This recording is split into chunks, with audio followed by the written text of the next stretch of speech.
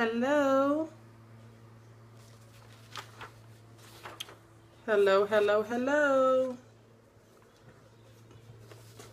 This is Angela Anderson, the #1 HR expert, and I'm coming live from Facebook, from the Facebook fan page, #1 HR expert.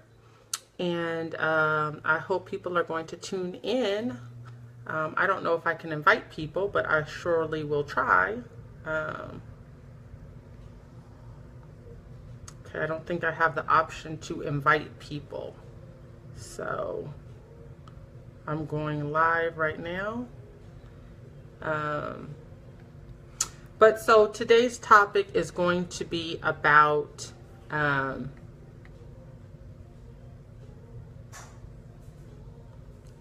workplace, what makes a workplace environment hostile, which causes harassment and also bullying. So in the recent cases with Harvey Weinstein, there's been a lot of talk in regards to his case, and it's just been all over the news. If you're under a rock, you haven't heard about it. Hi, Rochelle. If you've been under a rock, you haven't heard about it. But otherwise, Harvey Weinstein is causing a lot of, I guess, bringing it to the forefront about sexual harassment and in the workplace and how that causes a hostile work environment. So us HR professionals have to take a larger stance in protecting our employees against this hostile work environment, sexual harassment advances and things like that. So this has really been a phenomenon. I mean, he has over 60 cases that women have come forth in allegations that he has in some form or fashion sexually harassed them. So that being said, so I took out this picture, and I don't know if you can see it very well, but what makes a hostile work environment? So in a hostile work environment, that can lead to a lot of different things. So that being said, you know, the things that you think off the bat that can cause some form or fashion of harassment, that could be, you know, somebody sending dirty photos, somebody emailing explicit pictures, someone, you know, just talking derogatory, sexual slurs, things like that. I've even seen nudie magazines in work environment. I've seen calendars, pinup girls in a work environment for laborers. Just different things like that that can cause a hostile work environment. So we definitely want to take everything seriously when it comes to that. You know, you have the harasser and you have the person that is being harassed. And 9 times out of 10, you're going to have to open up an investigation as an HR professional.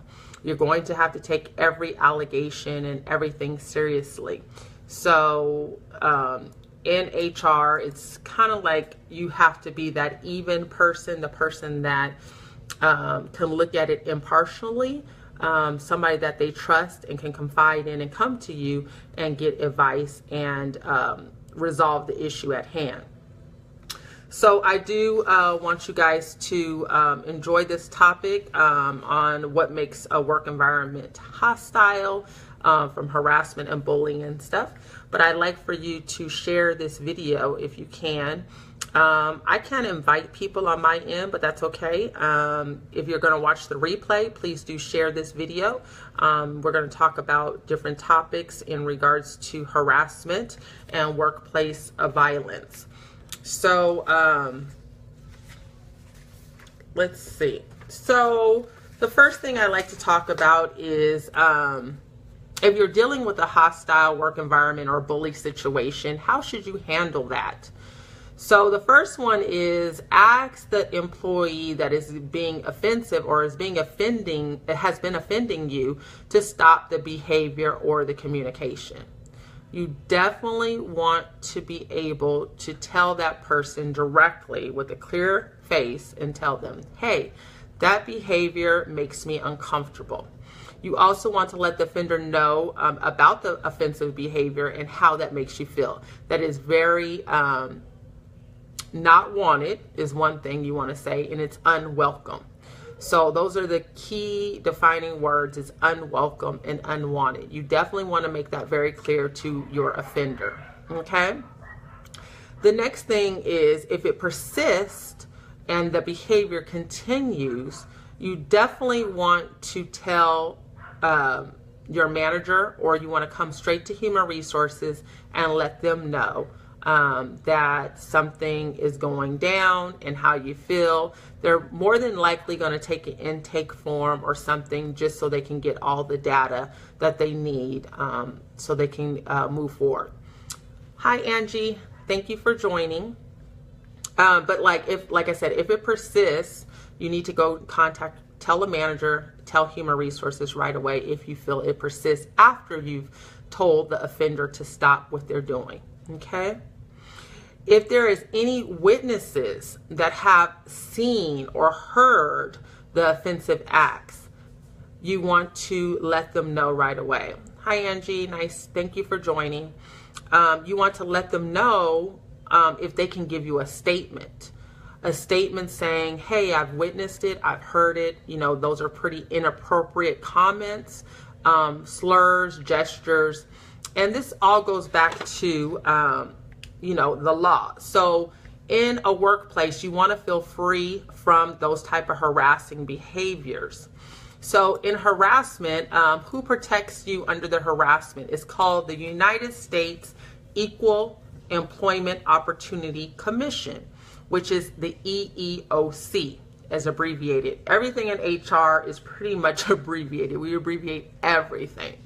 So harassment is a form of employment discrimination that violates your Title VII of the Civil Rights Act of 1964. So that the harassment is considered unwelcome. So those are your key words. It's unwelcome in the workplace. It's unwelcome behavior. And that conduct is based on, if that conduct persists, it's based on race, color, religion, sex, including pregnancy, national origin, age, and age meaning 40 years or older, your disability or genetic information. So the definition of that, harassment becomes unlawful where, number one, enduring the offensive conduct becomes a condition of continued employment. So that is one of the things that is considered harassment. And then number two, the conduct is severe or pervasive enough to create a work environment that is considered reasonable to the person, and would consider intimidating, would also consider it to be hostile, would also consider it to be an abusive. Anti-discrimination laws also prohibit harassment against individuals in retaliation of filing a discrimination charge. So you can be harassed in that way. If they think you're going to retaliate, if you think they're going to retaliate, you have a charge or a case. Testifying or participating in any way of an investigation, proceeding, or a lawsuit under these laws. So that's the EEOC's version. So in plain layman's terms, anyone that is coming onto you that is unwelcome. So the main thing is, at work, people sometimes play around, joke around, but if that's something that's welcome and you're okay with it, then it's not considered sexual harassment. what is considered sexual harassment is when it's unwelcome and unwanted behavior from an individual coworker or your supervisor or someone of authoritarian. So you definitely want to make sure it's very clear to the offender that you do not want them to continue the behavior, and you want them to understand that this is unacceptable in the workplace. Okay, now that we have that established, if you do bring a case or a concern up to your human resources department, you definitely want to ensure that they take the case seriously, they take the claim seriously, because at the end of the day, you are bringing some information to them that's very of a sensitive nature, and you do want to be taken seriously. This is something that can cause you to be uneasy. People you may think may be looking at you funny now that you've brought that information to human resources, but you also have to understand that human resources has a job to do, and that's to protect the employees' welfare. So that being said, you definitely want to be able to be comfortable telling your human resources things that go on. And I have, over my years of experiences, I've noticed that when people feel comfortable with you, they're going to bring you their concerns, and they're going to feel that you're going to take it seriously and get it resolved as speedy as possible. So I do want to take the time to tell you guys to share this video to your friends, family on Facebook. And, you know, I am the #1 HR expert with the company, the #1 HR expert. And I provide different services, and one of them is including human resources consulting.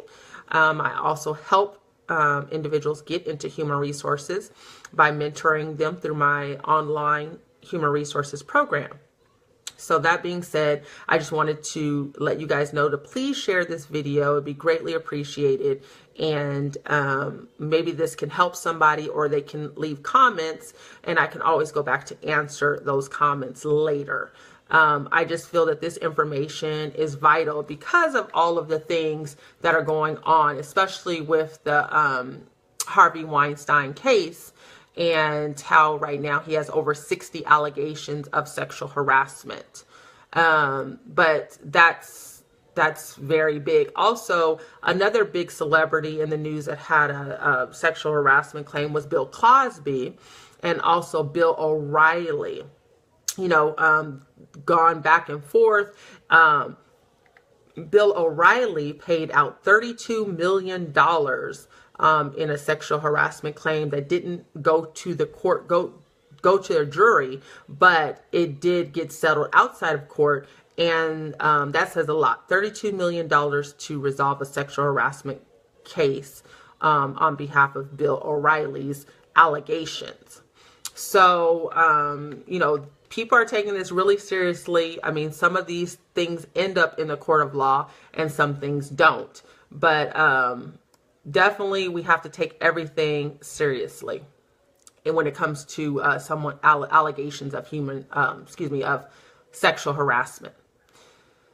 The hostile work environment, that in itself, I mean, is really bad. I mean, dealing with a hostile work environment causes all kind of things.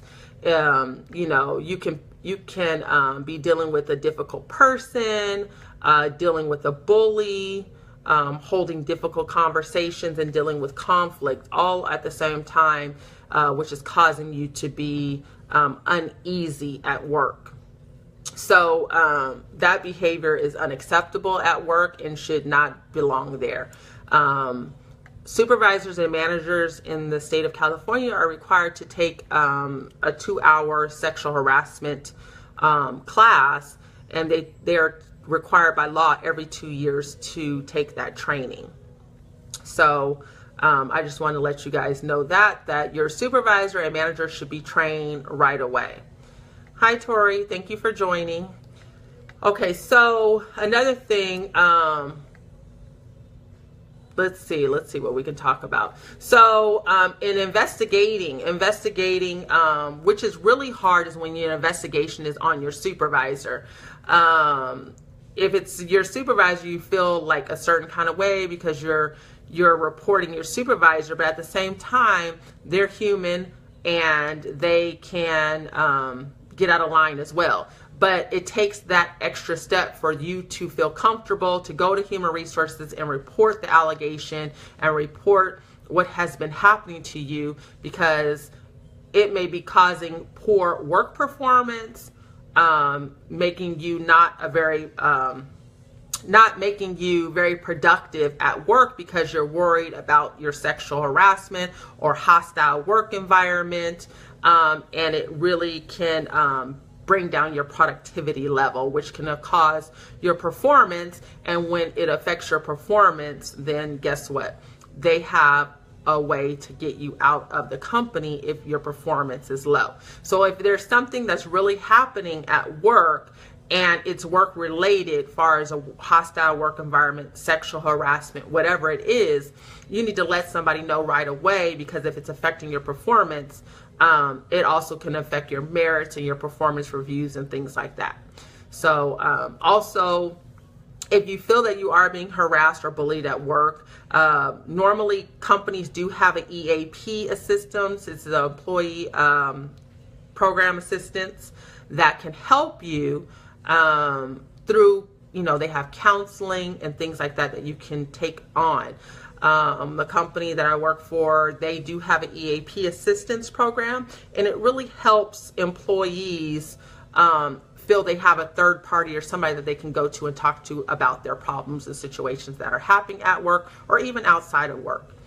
But the behavior of the offender, you really need to address that. If you haven't addressed it, the offender is going to think that it's welcome behavior. And in your mind, you're saying this is unwelcome and I don't want this to happen. But if you do not say anything and put that offender on notice, then it's obviously saying to them it's okay. So my big thing is always let your offender know that this is unwelcome behavior and I would like for you to stop it immediately. So please use those words, stop and unwelcome. So in a hostile work environment, it causes a lot of different things. You feel like, you've done something, and it's not that you've done something or you've warranted that type of behavior. It's just that you have to take control. And take control, what I mean is take control of your own life and what others do to you.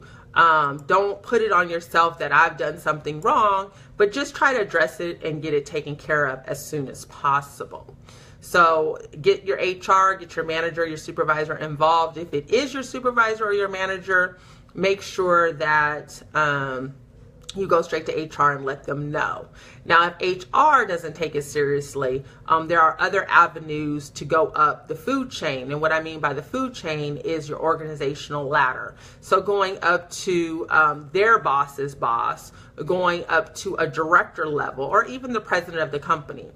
Everyone in a leadership role has a responsibility to keep their employees safe from any ill will, safe from any harassment or any discrimination or anything like that. So you definitely want to get people involved so they know that they need to take these issues seriously. Hi, Avril. Thank you for joining. Okay, so what else did I want to talk to you guys about? Now, this case, I also want to give you guys a few numbers when it comes to the EEOC. So the case that I was talking to you guys about the Harvey Weinstein case, what it's really doing is reshaping the national discussion. This is a big thing. It's been, like I said in the beginning, if you guys didn't tune in the very beginning, I said you've been under a rock if you haven't heard the name Harvey Weinstein. He has over 60 cases of sexual harassment right now, and it's really just getting us employers time to think about, oh my gosh, what are we doing to protect our employees, and are we doing enough? So big time big wigs like this sometimes get, you know, a tap on the wrist saying, no, it's okay. And they let it kind of brush under the rug. But now that rug is getting pulled from underneath him. Everyone's coming out into the forefront and saying, hey, this is wrong. There's been many cases, many people coming forth saying this happened to me, and now they have a campaign going on saying me too. And it's just the hashtag me too, like this happened to me. And not only are women coming out, but men are coming out saying it happened to them. They've been sexually harassed. So this is a thing that's always been a hush hush thing, but now it's coming out and people are really starting to be aware of the behavior that's going on in the work environment. So that scandal broke in Hollywood, and it's just really getting us aware of things that are going on in the workplace. So like I spoke about Bill O'Reilly, he had the $32 million case that he settled outside of court. And some efforts to address the situation have already begun. A large scale of anti-harassment training programs was introduced by the Equal Employment Opportunity Commission, the EEOC, a day before Weinstein's allegations were first reported to the New York Times earlier. So they're really, EEOC is driving this thing because these allegations are coming out higher and higher every year. Now, I do want to talk about some statistical information from the EEOC. So the complaints filed with the EEOC, I'm sorry, I had a call coming in. So the complaints filed with the EEOC, which is the federal agency that enforces the U.S. labor law, haven't changed much, but almost 30% out of 91,500 complaints received by the EEOC in 2016, which was just last year, included an accusation of sex-based workplace harassment. So that's sexual based, okay? And in the Chicago Tribune stated in Illinois alone, 1,325 claims of the sex-based harassment were filed with the agency last year in the EEOC. So that tells you right there, it's very, it's prevalent and it's rising and rising. But that only scratches the surface, because you think about the EEOC estimates 3/4 of people who are sexually harassed on the job don't tell anyone.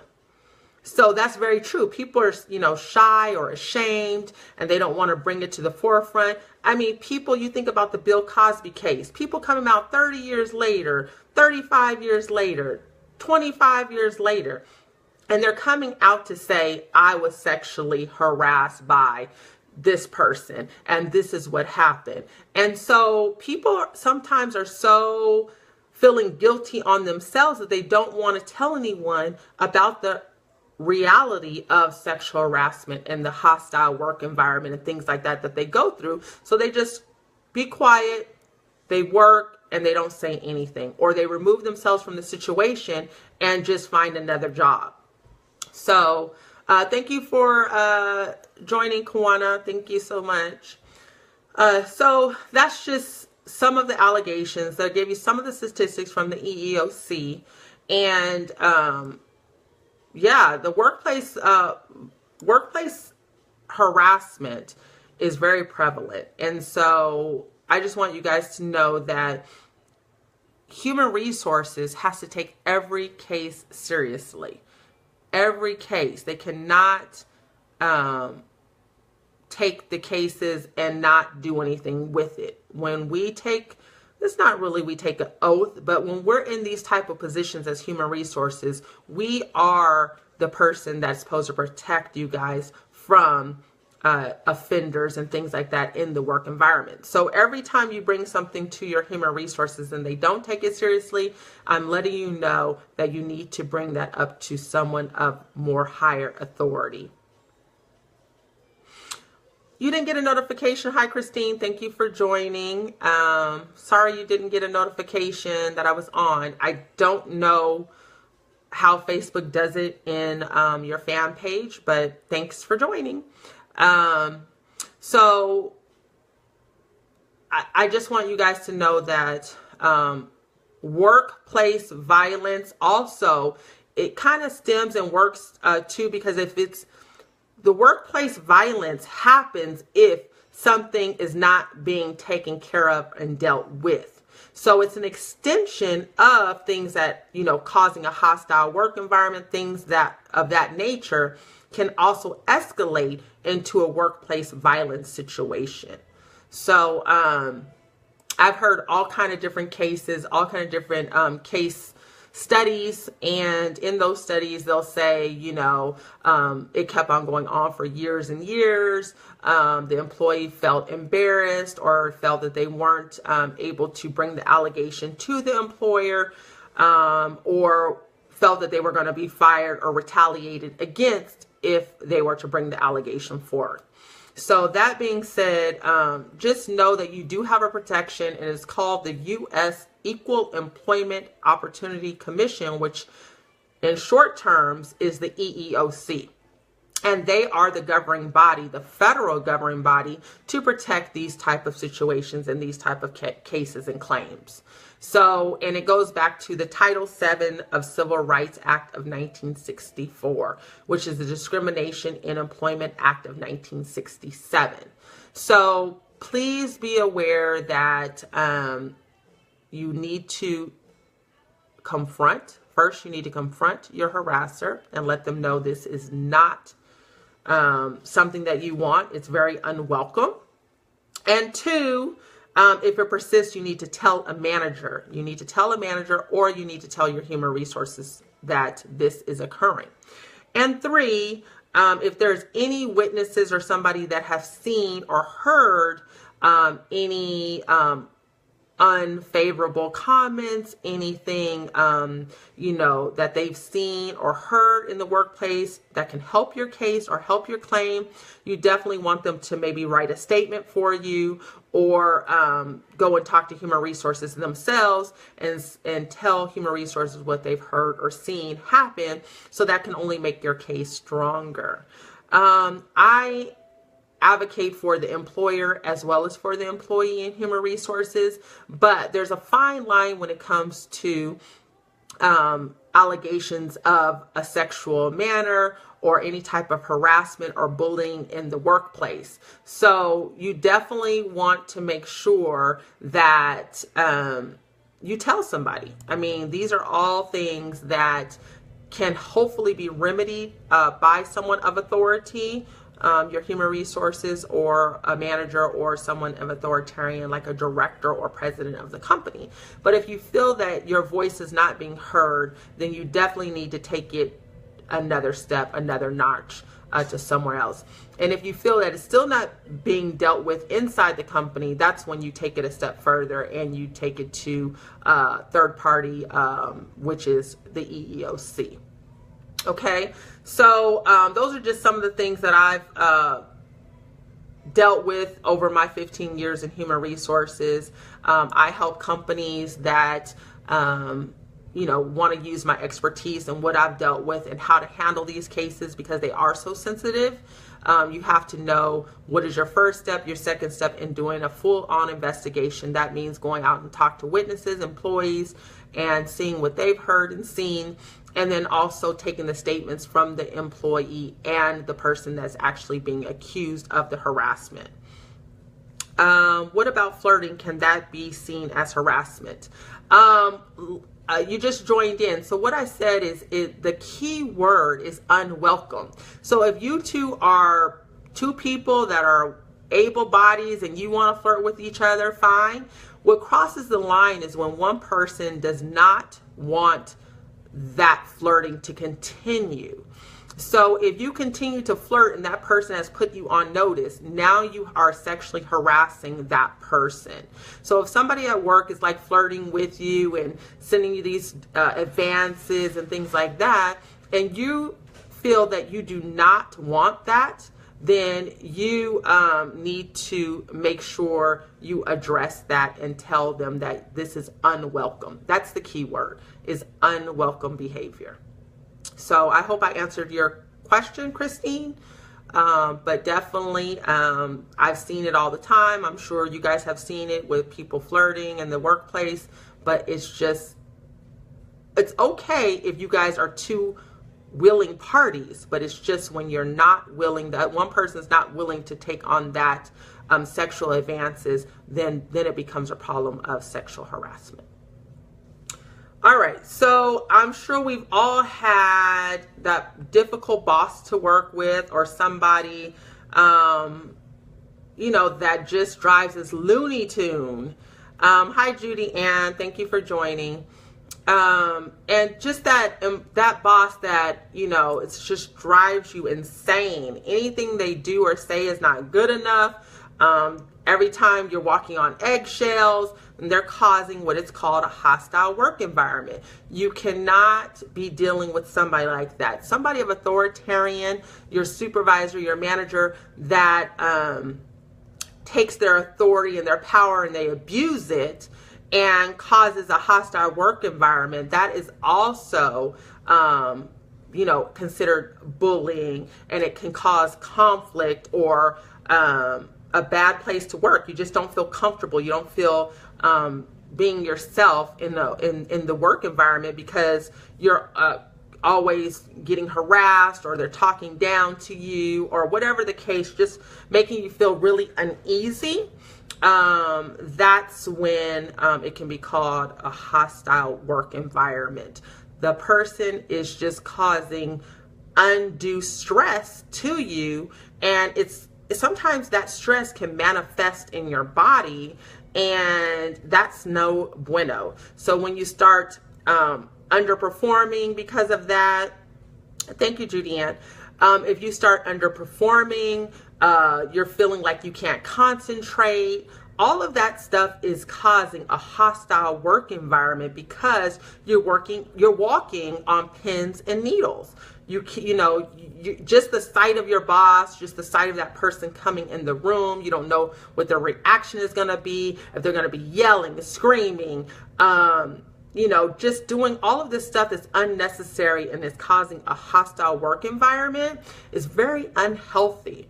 So you definitely want to report those type of behaviors as well, because your supervisor sometimes doesn't realize that their authority can cause that undue stress to you.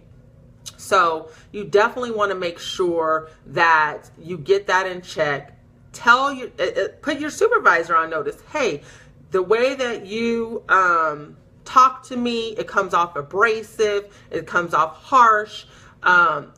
We need to be able to work together. We're here more than we are at home. So we need to be able to work in a non-hostile work environment.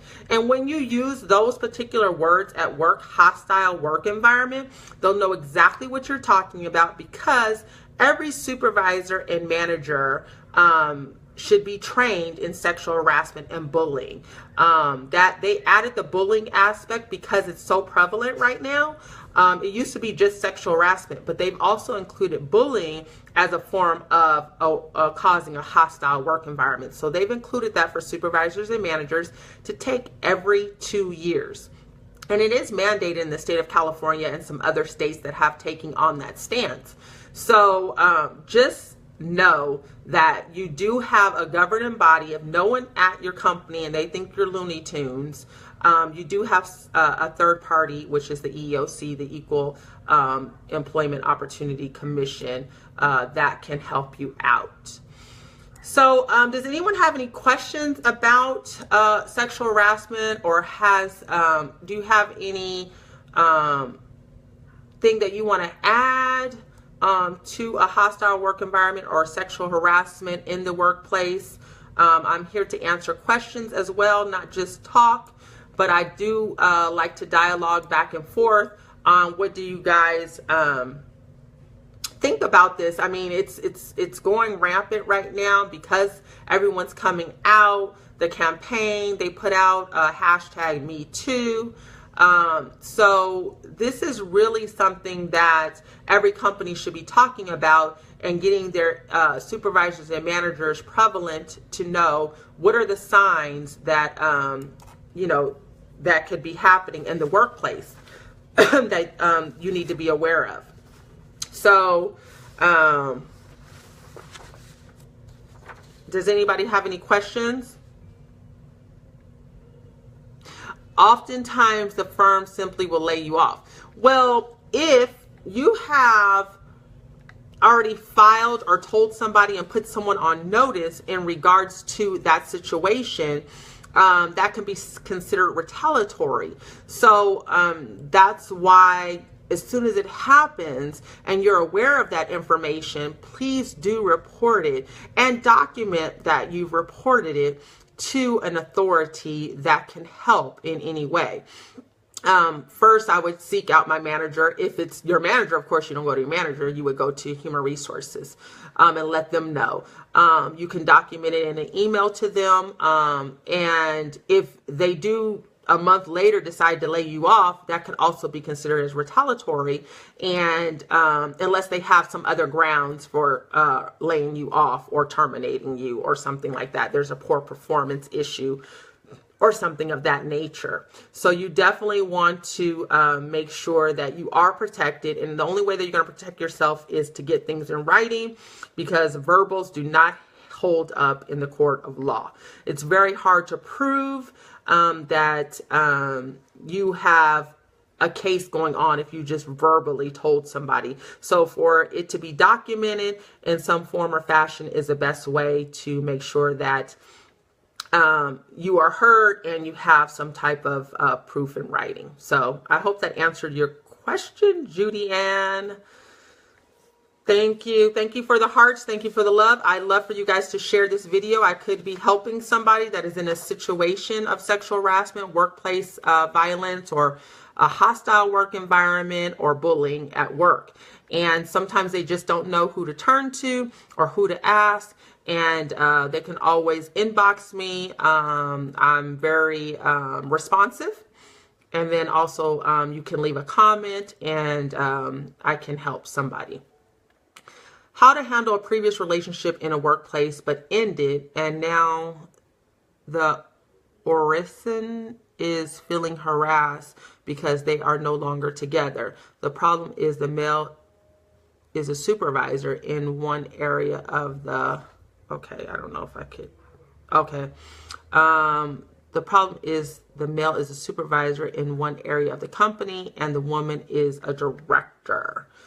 Whew, sounds a little sticky, Avril. So there, hi Rain, thank you for watching. That's really sticky, Avril.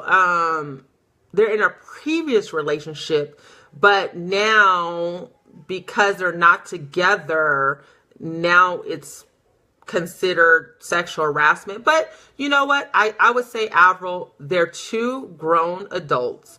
And if they are not able to work amicably together, then I would say that they, whoever feels that they're being harassed needs to take it to HR, and then maybe they can work it out or help them work it out. Because that's why I always say it's not good to date in the workplace, because there's just so much of that going on. You had a previous relationship with somebody and it went south, but guess what? You still have to work with that person.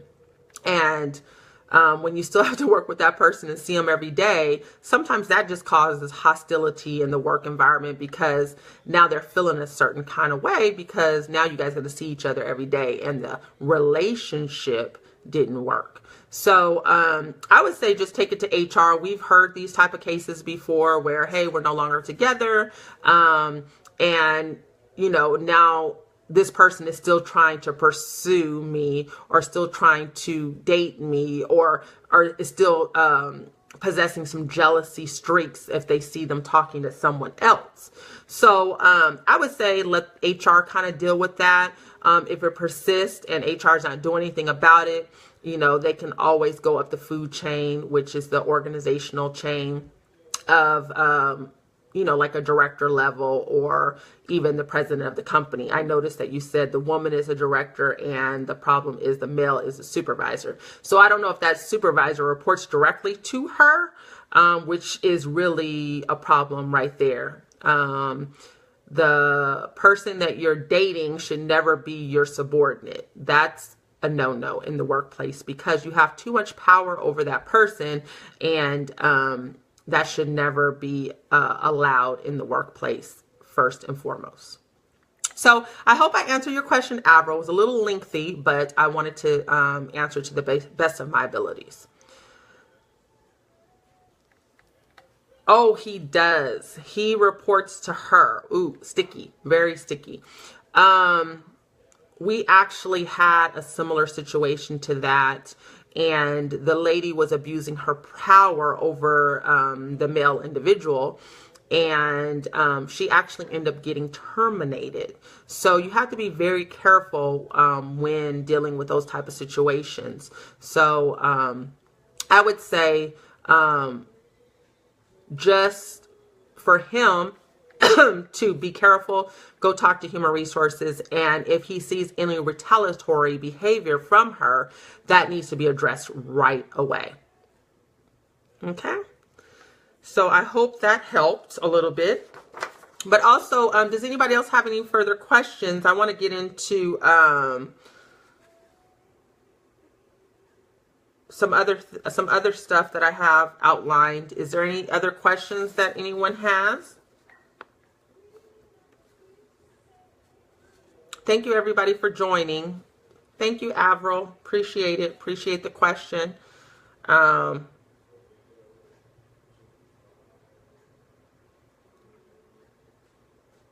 Okay, so let's see. All right, so some of the actions or behavior in regards to discrimination against a protected classification, such as age, religion, disability, or race, those are the things that we look for when we are looking at a claim. We always bring those classifications into I guess the story. We have to make sure we're looking at, did this person get discriminated against with their age, their religion, disability, or their race. Okay. The behavior or communication must be pervasive, and it has to be lasting over time and not limited to an off-color remark or two that coworker found annoying. Okay. These incidents should be reported to human resources for needed intervention if that happens.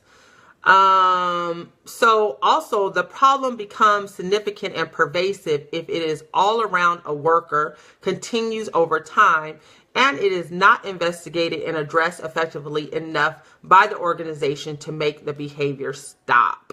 Okay. I see a question from Rain. After mutual disclosure, change reporting structure, have them sign a conduct agreement and provide counseling. Yeah, Rain, you could do that. In some companies, they do not have those type of agreements. I know in most companies, they just don't allow a supervisor or management to have a relationship with somebody that reports to them directly.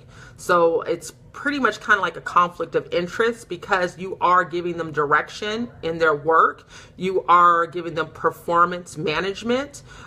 It can be considered retaliatory if something goes south in the relationship, that also you then bring it back to the workplace environment. So we have to be very careful with those mutual disclosures. I've been at companies where they've had those, but it was never the supervisor and the subordinate. So those are always tricky situations, and they should never be in the workplace because of that particular situation. Retaliation, it's prevalent and it goes rampant. They can say it's not retaliatory about things that they do. They can take projects away from you. They can, they have situations where they control your merit increase. And you don't want to be put in those positions because, exactly right, very messy. Exactly, very messy. So you definitely employers should be aware of that situation and they should handle it accordingly. All right. So also, one of the things, the hostile behavior and actions or communication must be severe. So severe not only in a pervasive over time, but hostility must be seriously disrupt the employee's workflow. The second form of severity occurs in the hostile work environment interferes with an employer's career progress. Oh, glad that you're here too, Rain. I'm glad you're here too. Okay, so the second form of severity occurs if the hostile work environment interferes with an employee's career progress. That's another form of retaliation. For example, the employee failed to receive a promotion or a job rotation as a result of a hostile behavior. So I was speaking about the supervisor. The supervisor has a lot of influence over the employees.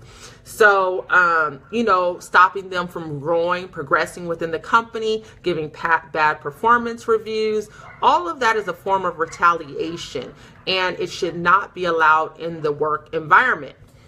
So that being said, you have to know, and you have to know what to look for. What are the signs? I know people that have work relationships and it's successful. They end up getting married and yada, yada, yada. But there are relationships, people get into it, it all looks good on the surface. But once you're in the relationship and it goes south, now you're in trouble, because now you got to work there with that person, and every day is causing you discomfort. You don't know if this person's going to come and talk trash to you. You don't know if this person's going to slit your tires. I've had and seen all of it. You feel like I can't talk to anybody because this person is going to try to sabotage me. They're going to try to, make me lose my job.